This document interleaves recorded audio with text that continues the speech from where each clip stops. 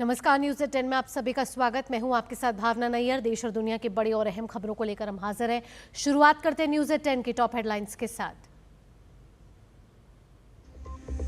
भारतीय रेल के लिए आज ऐतिहासिक दिन। प्रधानमंत्री नरेंद्र मोदी बीकानेर से देश भर में पुनर्विकसित 103 अमृत स्टेशनों का करेंगे उद्घाटन। 26,000 करोड़ रुपए की विकास परियोजनाओं की भी करेंगे शुरुआत।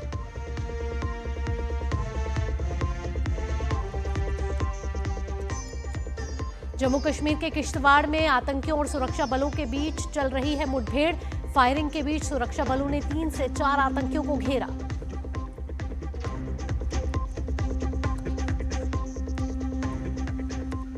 पाकिस्तान पर भारत का जोरदार कूटनीतिक प्रहार। जापान पहुंचा संजय झा के नेतृत्व वाला डेलीगेशन। आज जापान के विदेश मंत्री से करेगा मुलाकात। वहीं श्रीकांत शिंदे का समूह यूएई में खोलेगा पाकिस्तान प्रायोजित आतंकवाद की पोल।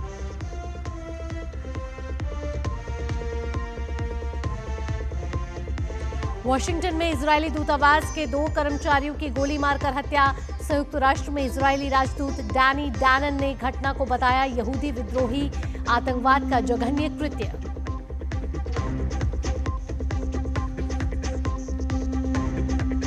और राजधानी दिल्ली समेत उत्तर और पश्चिम भारत में आंधी तूफान, बारिश और ओलावृष्टि। उत्तर प्रदेश में बीते 36 घंटे में प्राकृतिक आपदाओं के चलते 18 लोगों की मौत।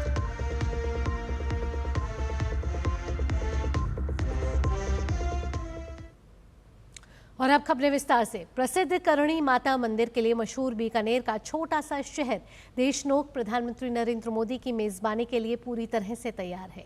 प्रधानमंत्री आज बीकानेर में देशनोक रेलवे स्टेशन के साथ 103 अमृत स्टेशनों सहित हजारों करोड़ रुपए की विकास परियोजनाओं का उद्घाटन और शिलान्यास करेंगे। आइए देखते हैं डीडी न्यूज की इस खास रिपोर्ट के जरिए। बीकानेर देशनोक रेलवे स्टेशन आज के अहम दिन के लिए पूरे तरीके से तैयार है। बीकानेर के समृद्ध इतिहास और संस्कृति को ध्यान में रखते हुए इस स्टेशन को पुनर्विकसित किया गया है। स्टेशन में स्वतंत्र भारत के युद्ध नायकों को प्रदर्शित करने वाली एक विशेष गैलरी भी तैयार की गई है। हमारे माननीय प्रधानमंत्री नरेंद्र मोदी जी जो यहाँ पर 103 स्टेशन की जो अमृत भारत के बने उनका शिलान्यास होगा। उसमें आपको जानकर बड़ी खुशी होगी कि जो देशनोक स्टेशन है यह भी अमृत भारत में इंक्लूडेड है। यदि हम स्टेशन की योजनाएं देखें अमृत भारत की तो लगभग 1100 करोड़ रुपए की योजनाओं का शिलान्यास किया जाएगा। स्टेशन का उद्घाटन करने से पहले प्रधानमंत्री नरेंद्र मोदी विश्व प्रसिद्ध करणी माता मंदिर में पूजा अर्चना भी करेंगे। 16वीं शताब्दी का यह मंदिर अपने चूहों के लिए प्रसिद्ध है, जिन्हें काबा कहा जाता है। किंवदंती के अनुसार सफेद चूहे को देखना शुभ माना जाता है। हमारे लिए तो ये बहुत ही गर्व और बहुत ही उत्साह और आनंद की बात है कि 650 साल हमारे मंदिर को बने हुए हैं और मंदिर की स्थापना के बाद में आज हमारे भारत के जो माननीय प्रधानमंत्री नरेंद्र मोदी है, पहले पीएम है जो हमारे देशनोक मां करणी के दर्शन के लिए आ रहे हैं, तो उसके लिए मैं पीएम साहब का बहुत बहुत हार्दिक आभार और अभिनंदन करना चाहूँगा कि वो माँ के दर्शन के लिए पहली बार आ रहे हैं यहाँ पे। भारत के यशस्वी माननीय श्री नरेंद्र मोदी जी प्रथम बार माँ करणी जी के दरबार में आ रहे हैं और इसके लिए पूरा भारतवर्ष यहाँ खुशियाँ मना रहा है, क्योंकि तीनों सेनाओं के हौसला अफजाई के लिए भी सारे यहाँ भारत में बहुत ज़्यादा खुशी है और नरेंद्र जी मोदी प्रधानमंत्री जी आ रहे हैं तो खुशी का माहौल है। मंदिर में आने वाले तीर्थयात्री प्रधानमंत्री के दौरे को लेकर बहुत उत्साहित हैं। वे ऑपरेशन सिंदूर को लेकर जबरदस्त जोश में हैं। देशनोक बीकानेर के अंतर्गत आता है, जो रणनीतिक रूप से पश्चिमी सीमा पर स्थित है और पाकिस्तान से लगती है। उनकी सभी के लिए एक जैसी समान सोच, अभी जैसे वो पहलगांव में हमला हुआ, उनके लिए उनकी रणनीति कब क्या हो जाए कुछ पता नहीं पड़ा। उनको बहुत अच्छा किया उन्होंने। हमको बहुत ही ज़्यादा खुशी है क्योंकि हम दिल से उनका सम्मान करते हैं। उन्होंने हमारे देश के लिए काफ़ी कुछ किया है और अभी जस्ट ऑपरेशन सिंदूर जो चल रहा था उसमें भी उन्होंने काफ़ी अच्छा योगदान दिया अपना। मुझे बहुत खुशी है और वो अपने हमारे देश के लिए इतना काम करते हैं, इसलिए मुझे अच्छे लगते हैं। बहुत खुशी है। एक्चुअली हम भी यहाँ पर एज अ टूरिस्ट ही आए हैं, हम भी पहली बार आए हैं। देशनोक में देख के बहुत अच्छा लगा है और जिस तरह से यहाँ पर व्यवस्थाएं चल रही है प्रधानमंत्री जी आने की खुशी में, तो बहुत ही ज़्यादा अच्छा लग रहा है। मैं इस वक्त देशनोक के मशहूर करणी माता मंदिर के अंदर हूँ और जैसे कि आप देख सकते हैं मेरे ठीक पीछे है माता की प्रतिमा। दूर दूर से लोग यहाँ पर अपनी मन्नतें मांगने आते हैं और ये मंदिर इसलिए भी मशहूर है क्योंकि यहाँ पर बहुत सारे चूहे पाए जाते हैं जिन्हें काबा कहते हैं। प्रधानमंत्री नरेंद्र मोदी पहले प्रधानमंत्री होंगे जो इस मंदिर में आकर पूजा अर्चना करेंगे और सभी लोग उनके आगमन की तैयारी में लगे हुए हैं और बेसब्री से इंतज़ार कर रहे हैं क्योंकि उनको बहुत खुशी है कि हमारे प्रधानमंत्री ने ऑपरेशन सिंदूर के ज़रिए पूरी दुनिया में भारत का नाम रोशन कर दिया और हमारी तीनों सेनाओं का मनोबल ऊंचा कर दिया। कैमरामैन विकी राजपूत के साथ मैं विशाल बरिस्टो, करणी माता मंदिर, देशनोक, डीडी न्यूज़। बढ़ते आगे, बरेली के इज्जत नगर मंडल के 17 स्टेशनों का कायाकल्प होना है। इनमें से 4 स्टेशनों का कायाकल्प किया जा चुका है। इनमें बरेली सिटी रेलवे स्टेशन भी शामिल है। योजना के तहत करीब 11 करोड़ रुपए की लागत से स्टेशन को पुनर्विकसित किया गया है। इसमें बेहतर प्रतीक्षा कक्ष, साफ सुथरे प्लेटफॉर्म, एस्केलेटर, लिफ्ट, ATVM शामिल है। स्टेशन के बाहरी हिस्से को भी सुसज्जित किया गया है। इसमें दिव्यांगों के लिए रैंप और अलग लेन की व्यवस्था की गई है। बरेली सिटी स्टेशन हमारा एक इज्जतनगर का महत्वपूर्ण स्टेशन है और अभी आपने स्टेशन को विजिट भी किया है। यहाँ बरेली सिटी पे हमने डिफरेंट सुविधाएं दी हैं, जैसे साइक्लोटिंग एरिया पहले से चौड़ा हुआ है, पार्किंग की नई फैसिलिटी डेवलप हुई है, 2 व्हीलर 4 व्हीलर्स के लिए अलग पार्किंग बनाई गई है। वहाँ पे सारे जितने रूम्स हैं हमारे, रिजर्व लाउंज हैं, वेटिंग हॉल्स हैं, पे एंड ड्यूज हैं, सारे को रेनोवेशन करके दोबारा बनाया गया है। प्लेटफॉर्म का विस्तारीकरण हुआ है, लिफ्ट एस्केलेटर की सुविधा यहाँ दी जा रही है, जन औषधि केंद्र भी हमने वहाँ डेवलप किया है। तो ये सारी सुविधाएं जो पहले नहीं थी, ये अमृत भारत स्टेशन योजना के अंतर्गत दिव्यांगों के लिए जो सुविधाओं के मानक होते हैं वो हमने पूरे डेवलप किए हैं। ये आप देख सकते हैं कि एक अच्छा स्टेशन बन के तैयार हुआ है, जिसका प्रधानमंत्री द्वारा लोकार्पण जो है 22 तारीख को किया जा रहा है। अमृत भारत स्टेशन योजना के तहत आगरा रेल मंडल में शामिल आगरा जनपद के शहरी क्षेत्र में स्थित ईदगाह रेलवे जंक्शन को भी पुनर्विकसित किया गया है। ईदगाह रेलवे स्टेशन का पुनर्विकास 12 करोड़ 80 लाख रुपए की धनराशि से हुआ है।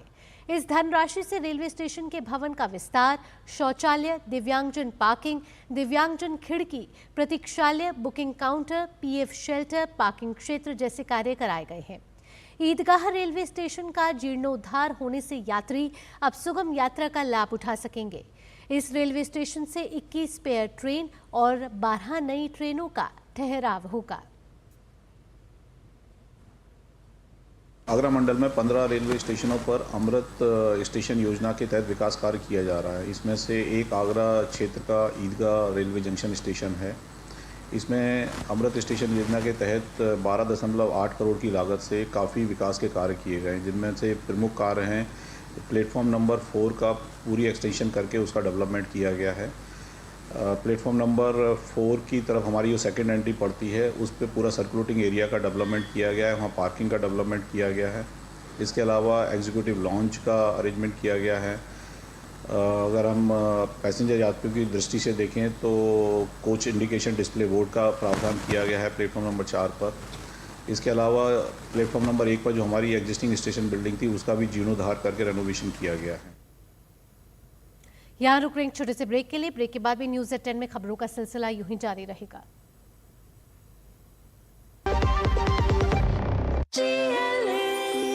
जो लक्ष्य चुना था समझ आने लगा है। GLA यूनिवर्सिटी, उच्च लक्ष्य की निश्चित प्राप्ति। मेरी पसंद, मेरी पसंद, मेरी पसंद, मेरी पसंद, हमारी पसंद, हम सबकी पसंद। मजबूत देश का मजबूत सरिया हो गया स्टील। ब्रेक के बाद आपका स्वागत है। जम्मू कश्मीर के किश्तवाड़ जिले में सुरक्षा बलों और आतंकियों के बीच मुठभेड़ चल रही है। दोनों ओर से फायरिंग जारी है। सूत्रों के अनुसार सुरक्षा बलों ने 3 से 4 आतंकियों को घेर लिया है। ये मुठभेड़ सिंहपोरा इलाके के चटरू गांव में हो रही है। तो जम्मू कश्मीर से आतंकवाद का सफाया करने के लिए भारतीय सुरक्षा बलों का ऑपरेशन लगातार जारी है। सुरक्षा बलों द्वारा एक के बाद एक ऑपरेशन चलाकर आतंकियों का खात्मा किया जा रहा है और आज सुबह से ही जम्मू कश्मीर के किश्तवाड़ जिले के सिंहपुरा में सुरक्षा बलों और आतंकियों के बीच मुठभेड़ चल रही है। जानकारी के मुताबिक 3 से 4 आतंकियों के छिपे होने की खबर आ रही है, जिसको सुरक्षा बलों ने घेर लिया है। आपको बता दें कि जम्मू कश्मीर के किश्तवाड़ जिले के छात्रू क्षेत्र में स्थित सिंहपुरा इलाके में सुबह तड़के सुरक्षा बलों और आतंकवादियों के बीच ये भीषण मुठभेड़ शुरू हुई है। इस ऑपरेशन में माना जा रहा है कि 3 से 4 आतंकवादी छिपे हैं, जिसको सुरक्षा बलों ने घेर लिया है। मुठभेड़ उस समय शुरू हुई है जब जम्मू कश्मीर पुलिस, भारतीय सेना और अर्धसैनिक बलों की संयुक्त टीम ने जम्मू कश्मीर पुलिस की खुफिया जानकारी के बाद एक घेराबंदी और तलाशी अभियान चलाया, जिसके बाद 3 से 4 आतंकियों के इस इलाके में छिपे होने की खबर पता चली, जिसके बाद इस ऑपरेशन के तहत आतंकियों को घेर लिया गया है और सुबह से किश्तवाड़ के इस इलाके में दोनों तरफ से फायरिंग जारी है। आगे बढ़ते हैं। छत्तीसगढ़ में सुरक्षा बलों की कार्रवाई में भाकपा माओवादी के महासचिव एवं शीर्ष नेता नंबाला केशव राव उर्फ बसवराजू का मारा जाना इस प्रतिबंधित संगठन के लिए एक बड़ा झटका है। बस्तर के आईजी पी सुंदरराज ने बताया है कि क्षेत्र में शांति और सामान्य स्थिति बहाल होगी और देश के लोगों को उम्मीद है कि नक्सलवाद का खात्मा होगा। संभाग के अंतर्गत जितना भी जो हमारा सुरक्षा बल तैनात है, जैसे केंद्रीय अर्धसैनिक बल के हिसाब से देखा जाएगा, CRPF, BSF, ITBP, cobra, SSB और स्थानीय पुलिस बल जो डीआरजी, बस्तर फाइटर्स, एसटीएफ और सीएफ और तमाम सुरक्षा बल द्वारा काफी बेहतर कोऑर्डिनेशन के साथ अब तक सभी अभियान को अंजाम देते आया, जिसके परिणाम भी काफी सकारात्मक रहा। पूरा संगठन अभी काफी बैकफुट में है, उनका पूरा स्ट्रक्चर कोलैप्स हो चुकी है, संगठन दिशाहीन और नेतृत्वहीन हो गई। इसलिए हमें कोई उम्मीद नहीं अभी संगठन रिव्यू कर सकता है और जैसा शेष अन्य जितना भी जो उनका लीडरशिप है वो हमारा टारगेट में है और बहुत जल्दी उनका भी सफाई हमारा सुरक्षा बल सदस्य द्वारा की जाएगी, इसमें किसी प्रकार का कोई संदेह नहीं।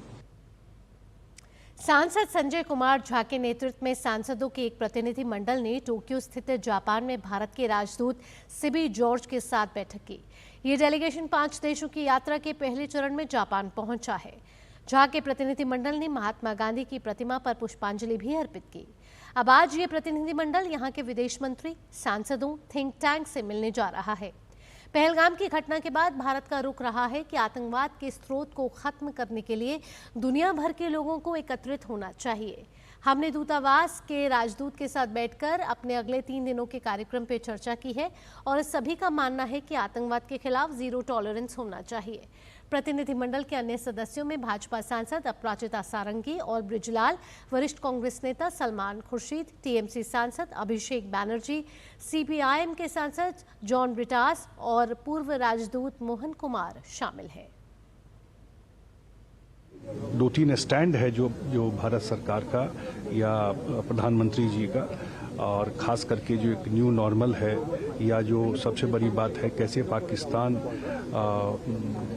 ये डिफ्रेंशिएट नहीं कर सकते हैं टेररिस्ट और जो टेररिस्ट स्पॉन्सर स्टेट है जो उसको प्रमोट करता है, फंड करता है, ट्रेन करता है, तो वो जानकारी है। लेकिन ये क्लैरिटी होना कि भाई अब जो भी घटना हुआ पहलगांव में उसके बाद जो इंडिया का स्टैंड रहा है कि हम अब जो टेररिस्ट को जहां से सोर्स है उस सोर्स को खत्म करने के लिए पूरे दुनिया के लोगों को इकट्ठा होना चाहिए। भारत की इस डिप्लोमेटिक मुहिम की कड़ी में शिवसेना सांसद श्रीकांत शिंदे के नेतृत्व वाला सर्वदलीय प्रतिनिधि मंडल भी यूएई पहुंच चुका है। आज से पाकिस्तान पर कूटनीतिक प्रहार शुरू होने वाला है और ये सर्वदलीय प्रतिनिधि मंडल भी संयुक्त अरब अमीरात के अबू धाबी पहुंच चुका है। ये डेलीगेशन यूएई के बाद कोंगो, सियरा लियोन और लाइबेरिया के दौरे पर रहेगा। शिंदे के डेलीगेशन में भाजपा सांसद मासूरी स्वराज, आईयूएमएल के सांसद मोहम्मद बशीर, भाजपा सांसद अतुल गर्ग, बीजेडी सांसद सस्मित पात्रा, भाजपा के मनन कुमार मिश्रा, एसएस आहलूवालिया और राजदूत सुजान चिनॉय शामिल हैं। वक्फ संशोधन कानून को चुनौती देने वाली याचिकाओं पर सुप्रीम कोर्ट में आज भी सुनवाई जारी रहेगी। कल सुनवाई के दौरान केंद्र की तरफ से सॉलिसिटर जनरल तुषार मेहता ने कहा कि इस कानून से सरकार बहुत पुरानी समस्या को खत्म कर रही है, जिसकी शुरुआत 1923 में हुई थी।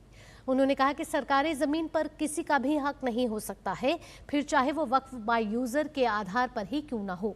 सॉलिसिटर जनरल तुषार मेहता ने आगे कहा कि अगर कोई जमीन सरकारी है तो सरकार को उसे वापस लेने का पूरा हक है, फिर भले ही उसे वक्फ संपत्ति घोषित कर दिया गया हो। उन्होंने आगे स्पष्ट किया कि वक्फ बोर्ड में अधिकतम 2 गैर मुस्लिम सदस्य होने से इस पर कोई असर नहीं पड़ता है।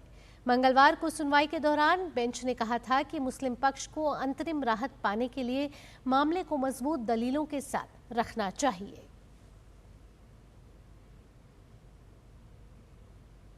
डीडी न्यूज की टीम नियंत्रण रेखा के पास उस स्थान पर पहुंची जहां से हमारी सेना ने पाकिस्तान में आतंकी लॉन्च पैड और चौकियों को तबाह कर दिया था। ऑपरेशन सिंदूर में कैसे चंद दिनों में पाकिस्तान ने अपने घुटने टेक दिए। नियंत्रण रेखा के अग्रिम चौकी के आर्टिलरी ब्रिगेड कमांडर से खास बातचीत की है हमारे संवाददाता अश्विनी मिश्र ने। हम लाइन ऑफ कंट्रोल के अग्रिम चौकी पर हैं और यहाँ पर आर्टिलरी के ब्रिगेड कमांडर हमारे साथ हैं। सर, बहुत बहुत बधाई, बहुत बहुत शुभकामना पूरे देश की तरफ से। 3 दिन के अंदर आप लोगों ने घुटने पर ला दिया। जब तोप के हमारे गोले खुले तो पाकिस्तान की तोपें खामोश हो गई। लाइन ऑफ कंट्रोल पे तो जनरली हमेशा प्रिपेयर्ड रहते हैं, लेकिन किस तरीके से पूरा इंफ्रास्ट्रक्चर पिछले 10 सालों में अगर देखे बढ़ा है या किस तरीके से और रिइंफोर्समेंट हुआ? पिछले 5 से 10 सालों के अंदर 2 चीजें हुई हैं। एक, हमने अपने डिफेंसेस को काफी पुख्ता बनाया, काफी सख्त बनाया है और काफी सोच समझकर ये जो है हुआ है as part of a perspective plan. और दूसरा, जो तैयारियां हैं, जो टेक्नोलॉजी हमारे पास आई है अभी इस माउंटेनस इलाके के अंदर भी, किस तरह से हम अपनी इंडिजिनस टेक्नोलॉजीज को यूज करते हैं। और आज की डेट में हर सैनिक जो एक टेक्नो वॉरियर है, इस टेक्नोलॉजी के एब्जॉर्प्शन की वजह से ही हम उनके ऊपर हावी हो पाए। सर, हमने देखा कि एयर डिफेंस सिस्टम की बड़ी चर्चा हुई। हमने जो है स्वदेशी तकनीक के तहत बीएल से बनी हुई बहुत सारी हमारी ऐसी चीजें रही। स्वदेशी और आत्मनिर्भर भारत का भी शौर्य प्रदर्शन। जितनी भी टेक्नोलॉजीज हम यहाँ पे इस्तेमाल कर रहे हैं, और ये मैं बड़ी टेक्नोलॉजीज की नहीं, ग्राउंड लेवल टेक्नोलॉजी, सब टैक्टिकल टेक्नोलॉजीज की बात कर रहा हूँ, जो ग्राउंड का सोल्जर इस्तेमाल करता है, ये सारी मेक इन इंडिया है। इन सारों के ऊपर हमारी ट्रेनिंग इतनी अच्छी है कि ये एक न्यू नॉर्मल बन गया है। जो जवान है उसने इसको अब्जॉर्ब कर लिया है अपने अंदर। तो अब नई टेक्नोलॉजी उसके लिए नई नहीं रही, हालांकि दुनिया के लिए नई है, लेकिन वो उसको यूज करके अपना फायर करता है। तो आप देख सकते हैं कि किस तरीके से ऑपरेशन सिंदूर हमारे शौर्य पराक्रम का और संयम का प्रदर्शन तो रहा ही, साथ ही साथ ये आत्मनिर्भर भारत और साथ ही साथ रक्षा क्षेत्र में अग्रणी भारत का भी नमूना पूरे दुनिया के सामने पेश करता है। कैमरा पर्सन विनोद ओझा के साथ Ashwini Kumar Mishra, line of control, DD news. और पाकिस्तान की मुश्किलें लगातार बढ़ती जा रही हैं। भारत के हाथों मात खाने के बाद अब पाकिस्तान के लोग अपने ही हुक्मरानों के खिलाफ सड़कों पर उतर आए हैं। सिंध प्रांत में पानी की मांग को लेकर लोग सड़कों पर उतर आए हैं और लोगों ने पानी की मांग पर आग लगा दी है। बलूचिस्तान से लेकर पख्तूनख्वा में हालात बेहद खराब है। तो भारत द्वारा सिंधु जल समझौता निलंबित करने के बाद पाकिस्तान के हालात और ज्यादा खराब होते हुए नजर आ रहे हैं। पानी पर लगी आग, पाकिस्तान में संग्राम, पानी पर तकरार, पाक में सिविल वॉर। पाकिस्तान इन दिनों गृह युद्ध के दलदल में फंसा हुआ नजर आ रहा है। बलूचिस्तान से लेकर खैबर पख्तूनख्वा तक लोग हुकूमत और फौज के खिलाफ सड़क पर उतरे हुए हैं। भारत द्वारा सिंधु जल संधि को स्थगित किए जाने के बाद अब उसका असर पाकिस्तान में भी नजर आने लगा है। पाकिस्तान के सिंध प्रांत में विद्रोह की चिंगारी भड़क उठी है। सिंध के नौशहरों फिरोज जिले के मोरो शहर में प्रस्तावित नहर निर्माण के खिलाफ प्रदर्शन कर रहे प्रदर्शनकारियों ने मोटरवे बाईपास सड़क को अवरुद्ध कर दिया, जिससे हालात तनावपूर्ण हो गए। सिंधु नदी के अधिकांश हिस्से के पानी को पंजाब की ओर मोड़ने की कोशिश में लोग सड़कों पर उतर आए हैं। प्रदर्शनकारियों को तितर बितर करने के लिए पुलिस की तरफ से लाठीचार्ज और कथित तौर पर गोलीबारी किए जाने से एक व्यक्ति की मौत हो गई और कई अन्य घायल हो गए। लोगों को पता है कि जनरल मुनीर झूठ बोलने के अलावा कुछ भी नहीं कर सकता। भारत ने अगर पानी रोका तो पाकिस्तान कुछ भी नहीं बिगाड़ पाएगा। ऐसे में लोगों के गुस्सा फूटना जायज है और लोग सिंध के गृह मंत्री के घर टूट पड़े और घर में आग लगा दी।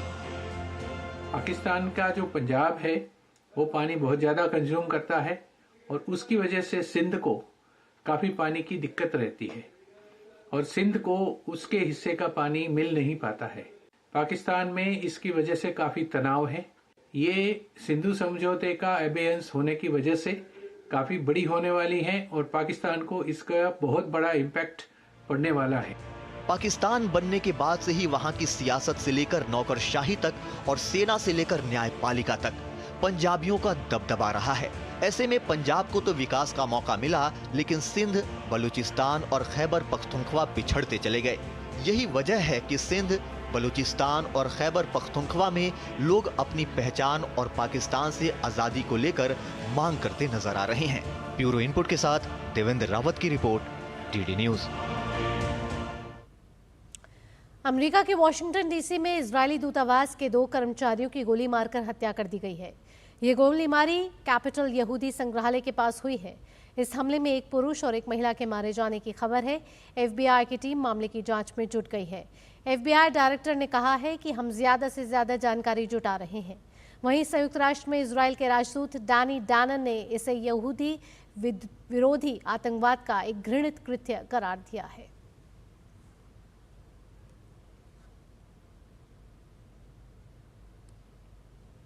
और इस समय हमारे संवाददाता अमृतपाल हमारे साथ जुड़ गए ज्यादा जानकारी के साथ।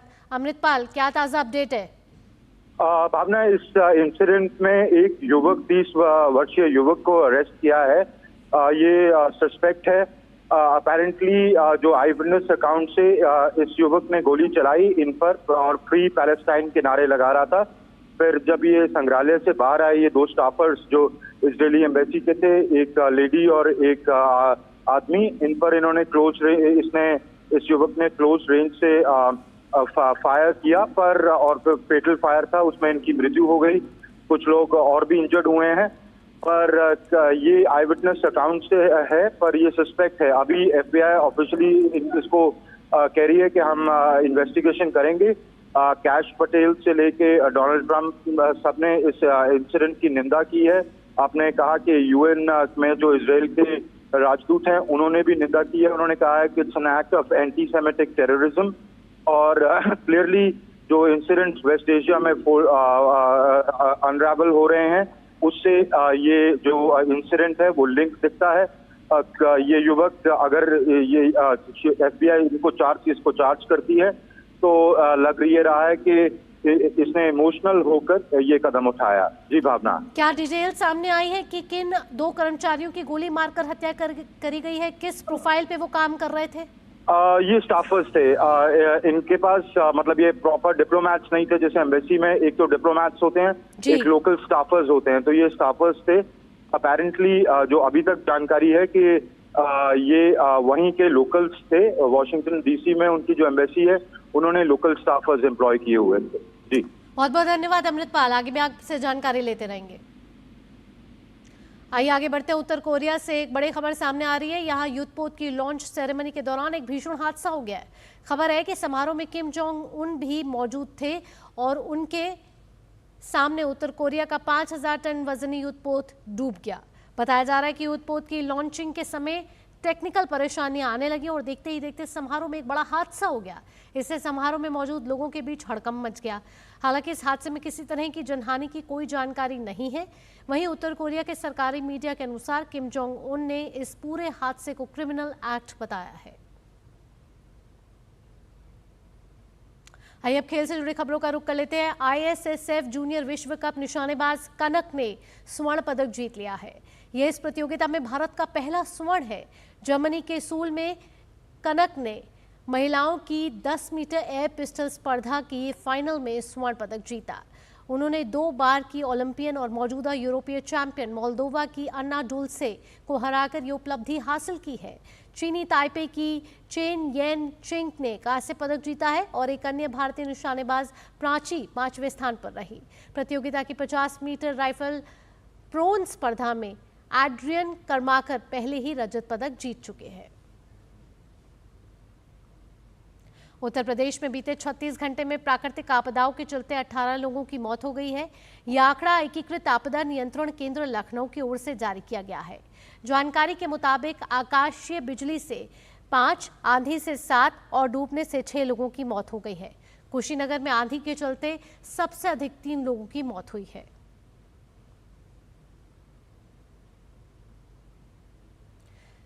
वक्त हो चला है न्यूज़ एट 10 में आपसे विराम लेने का।